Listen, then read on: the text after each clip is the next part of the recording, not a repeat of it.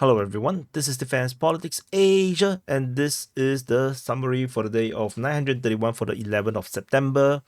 And it's also known as the SITREP or the Situation Report. And you sit, I report, so SITREP. So anyway, we the report, this SITREP is recorded a bit later, much later than I wanted because I was so busy. So I have no chance to update the map anymore for the day. So there is no new updates. This is all uh, the SITREP for the 11th of September. So there's no updated information since the frontline changes report because I just have no time, man. So we're going to go into the Kursk front. And at the Kursk front, we have the Russian forces going on the counteroffensive, as you probably would have already known by now, watching the conclusions or the frontline changes report. Russian forces are attacking in multiple directions in Karenevo towards Lyubimovka, Snagos, and they have captured a huge area of Snagos as well as areas towards Lyubimovka. It's unclear if they unloaded troops to station in the forest region, but we shall see how this goes. And fighting is reported at Penasovka. Russian claims that they have captured it, and at Byakovo. Shelling is reported at Obakovka, Darino, what is this also? This Uspenovka, Lyubimovka, Zelenishali, Shilak. I have no idea how to pronounce that. Novo Ivanovka. I've never tried to figure out what is that. Novo Ivanovka. No, those are all shelling reports. Kremyanoe and Ogovka. Wrong direction arrow. Kremyanoe and Ogovka. This, of course, this is part of the northern flank, and of course, this is also part of the northern flank. And you can see on this western flank of the Kursk front, the amount of shelling reported in the immediate settlements just off where the attacks are coming is ridiculous. Oh, there's also fighting reported at Vishnevka, by the way. So Ukrainians allegedly was counter-attacking over at Penasovka, but this is the only attack that was recorded by the Ukrainians. Geolocation of FPV drone strike just off Sverdliklovo. So that happened. And by the look of it, you can see that the Russians are intensifying the firing on the Ukrainian troops in the rear positions as they launch an offensive.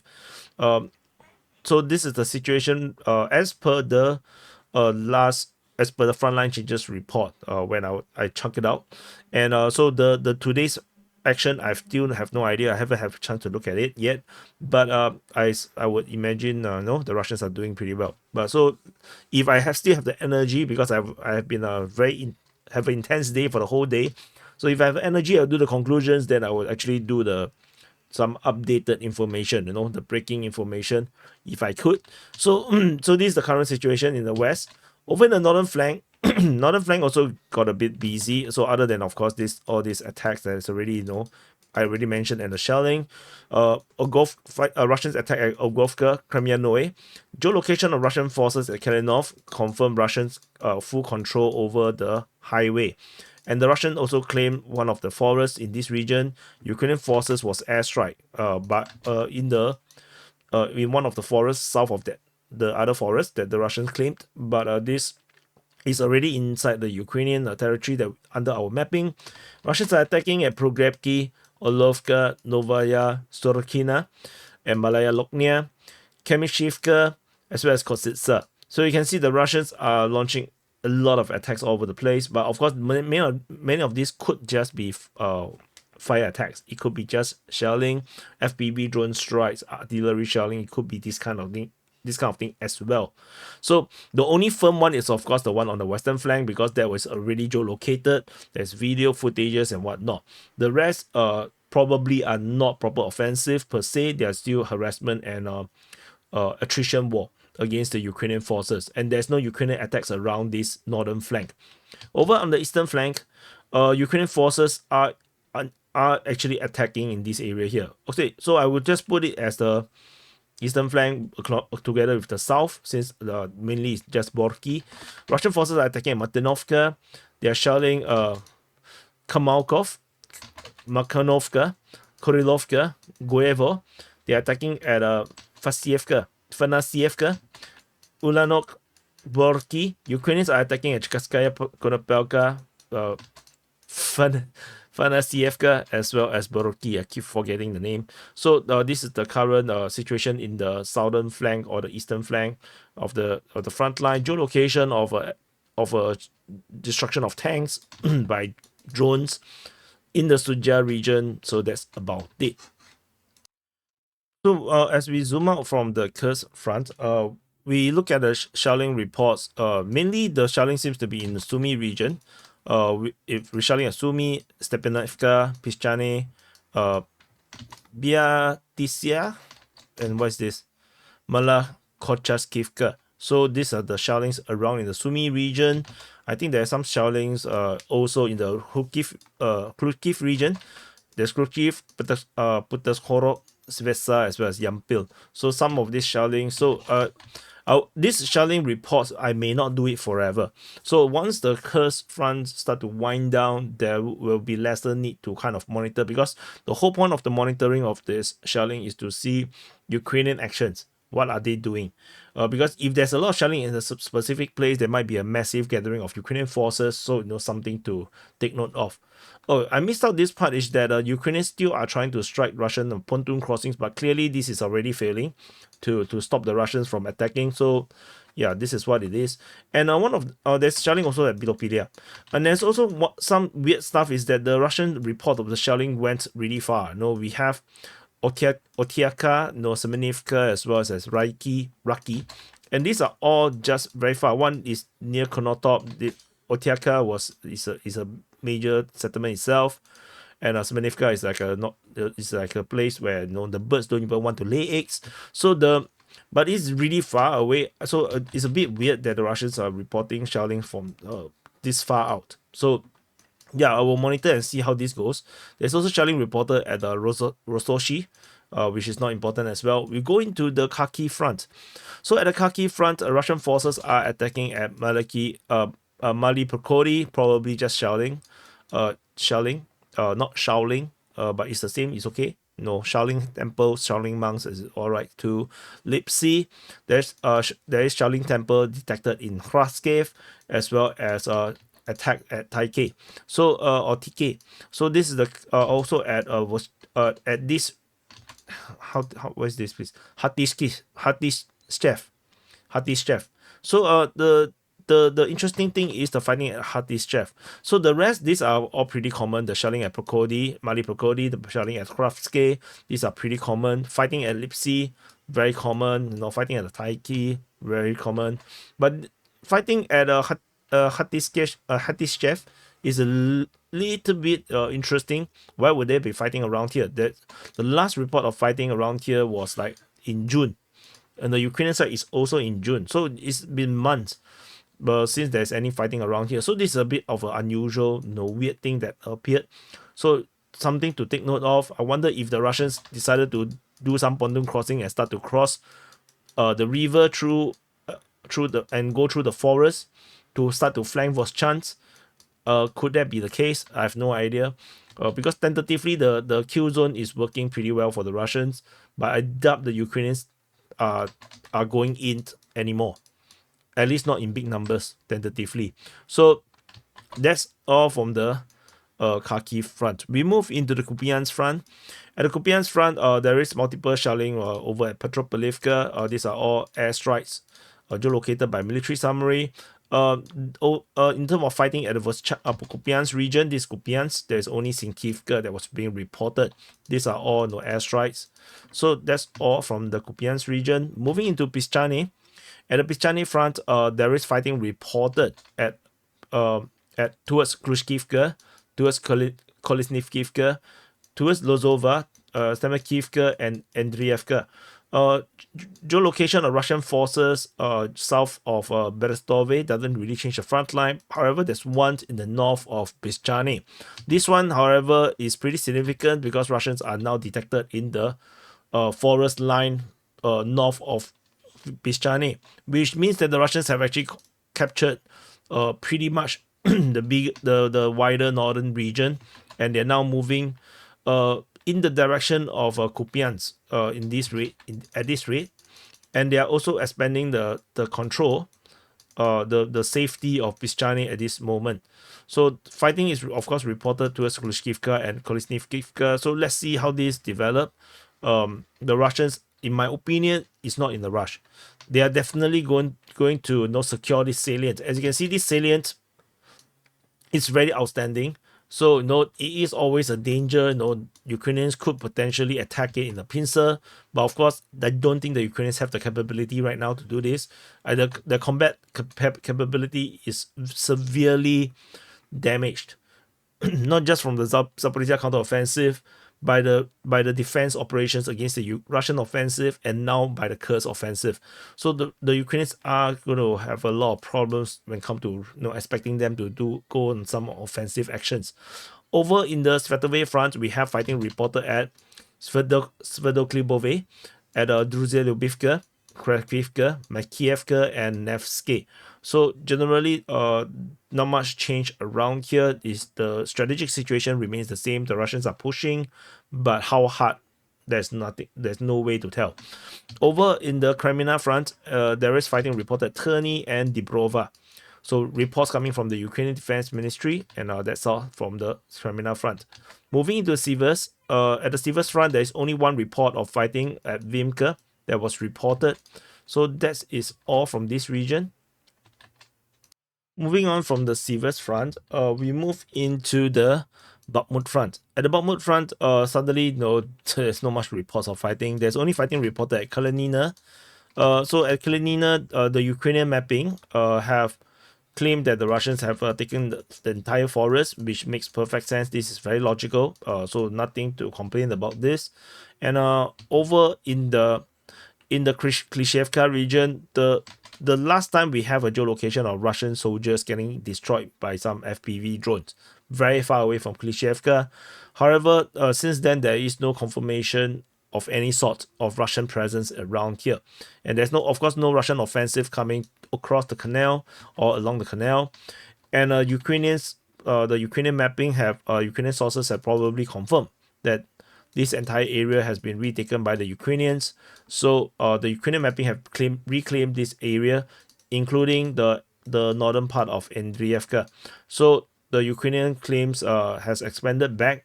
So the entire excitement at the Klishevka is now died off. So along with that poor soldier that got killed by the FPV drone, everything died. You die, I die, everybody died. So eventually, so hopefully not so soon. So no World War III, please. So we move into the New York front. At the New York front, there's no fighting reported in the southern side of it. The concentration of fighting is all over in Torex. So Ukrainian Defense Ministry continue to report fighting over at Dashne. There's fighting reported at Torex. Geolocation of Russian forces making some small progress over at Torex, as mentioned in the frontline changes report. There's fighting reported at Nelipivka. Shelling reported at Petrivka and Klebanbik, according to the Russian Defense Ministry. So this continues. The details are very lacking. There's not much information about all these things. Maybe lack of footages. Geolocation of Russian forces made a very tiny progress. Just the tip of the finger, just the tip. So yeah, so that is very harassing. I don't like this kind of harassment. So over in the northern flank of the Pokrov front, at the Pokrov front, Russian forces seems to have up the intensity a little bit, seemingly. Fighting is reported at Zelenopole, Novo Oleksandrivka, Vozdevizenka, Yelizavetivka, Novotereske, and of course this is Horodivka, which is part of the other flank. And this is a lot. This is like two more attacks than usual. Usually we have the one at Zelenopole, the Vozdevizenka, and the one over at Novotoreske. However, or maybe Myro-Lyubivka. Suddenly we have Yelizavetivka being mentioned, Novo Oleksandrivka being mentioned. So this is a bit interesting. I wonder if there is really an intensifying attack being happening. So let's continue to monitor this situation around here. So we move to the Horodivka region. Russian forces are still pushing in Horodivka, and there's fighting reported at Novohorodivka. Geolocation of Ukrainian forces at Krasny Yar confirmed there is shelling of the artillery shelling on Ukrainian forces, confirming Ukrainian presence over at Krasny Yar, and that's about it in the Horodivka flank. Moving further south in the Selidove region, Russian forces are fighting at Selidove, Mikhailivka, and Marinivka. However, significant changes around here is that the entire Russian claim, stretching from Marinivka all the way into Selidove, deeply into Selidove, which the southern part here, we have already invalidated. So the problem is the Ukrainians are geolocated within Marinivka. So this actually invalidated the entire chunk of Russian claims around here, which means that Ukrainians actually was never kicked out of from this area here. So this is a bit disappointing, but this happens. Intel uh is difficult. Information always tends to be dirty. There is always all sort of possibility why information is wrong.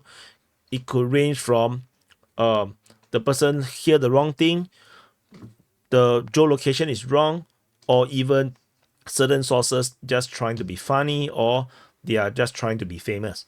There is all sort of possibility. So this is invalidated. So this actually cure or lifted some of my discomfort, because for the Russians to move this far out previously, how is there no information, no videos or anything? So that was very weird to me, and it was for a long time. So this is why yeah, I was very unhappy with this. The mapping was on the 28th of August. It's now invalidated. So yeah, for 2 weeks we have the wrong information. No, but that is how it is. No, this war, fog of war is like this.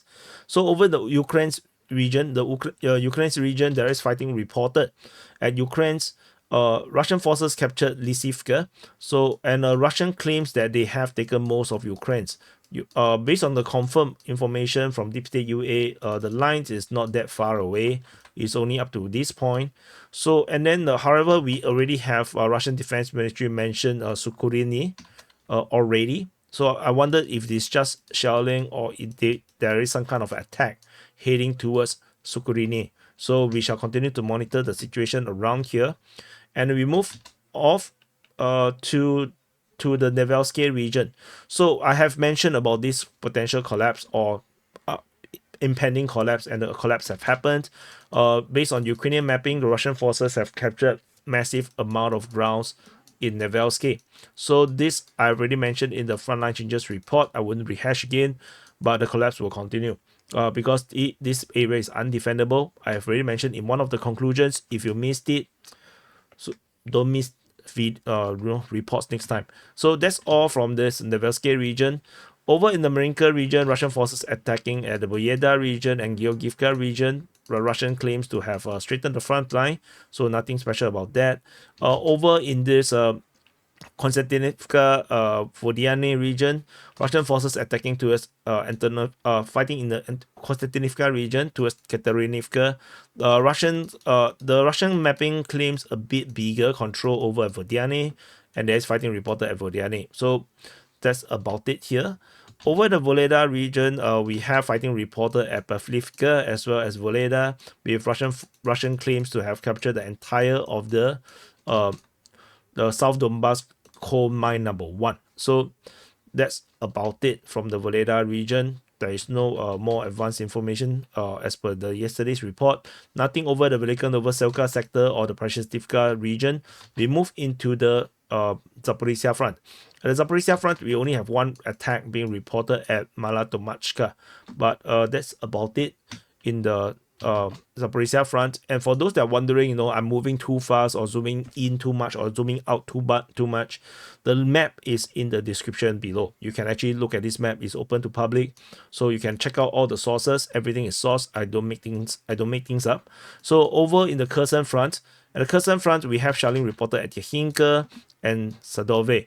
There is fighting reported towards the Pridniprovsky. However, this always reported by the Ukrainians, but it was not mentioned by anyone else. And then finally, in the Black Sea, the Ukrainians launched a attack against the Crim 2 drilling platform in the Black Sea. According to the information from the Russian Defense Ministry, 14 Vilat Sea Force motorboats was used in this operation. So this amphibious assault, I'm not even sure it's amphibious assault, this marine assault operation, 14 boats is quite a lot, and these boats are armed with surface to air missile systems, FPV drones and whatnot. So it's very interesting. It's a totally new form of warfare. They're using very modernized warfare, adapted for marine operations. However, the Black Sea Fleet and Russian forces allegedly sunk 8 of them. So 2/3 of it have actually got destroyed. 6 of the other boats actually retreated, although and then allegedly 80 of these special operation troops got killed in this operation. So the Russians claim this is just another PR operation. No, so not important to me. Generally, even if the Ukrainians capture the platform, it also doesn't do anything generally per se. So yeah, I mean, the Ukrainians could have just launched some missile and destroy the platform if they really want to deny the Russians, because they can possibly hold it. And it's also interesting is that my assumption was that most of this platform was already taken by the Ukrainians previously, because there was operations previously that the Ukrainians have done to capture some of them. Somehow it's still under Russian control. So I have no idea what the hell is happening. It does not matter. Ultimately, these operations have largely failed. So Crim 2 is apparently called Crimea 2. Okay, that's interesting. Anyway, the based on Russian sources, there is additional information saying that the Ukrainian forces uses FPV drone launched from the high-speed boats, and the Russian forces counted 26 hit by such drones. So it's quite interesting. These speedboats able to launch 26 drones against the Russian forces. Although they say 26 hit, but I don't know what they hit. So this is also weird. And Ukrainian forces also launched manpads at the aircraft of the Russian Air Force. There is rumors that one Sukhoi 30 got destroyed, but I haven't confirmed this information yet, because no, the information I have is up to the point where I have done the frontline changes report. So I will tell you more later when I have the time to actually do any mapping. Tentatively, I need to go back to work. I'll see you guys in the next update.